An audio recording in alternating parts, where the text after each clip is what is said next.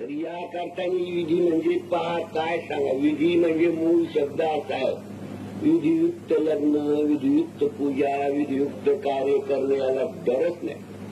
आणि त्याचप्रमाणे ही विधी म्हटला याला, ज्याच्या मुखी विधी जाणार तोच खरा पुण्यवान.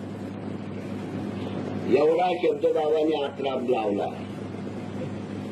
की बाबांनी तोंडाने हे कवित्व नाही केले की तिचं महत्व सांगून राहिलं तुम्हाला.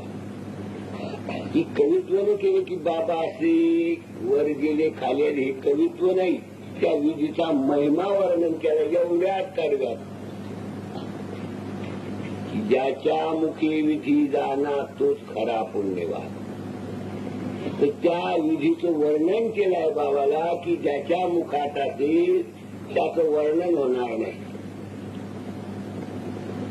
मरणप्रायण झालेले लोक या विधीने हटकन सजीव होतात. आणखी कोणता अनुभव पाहिजे तुम्हाला?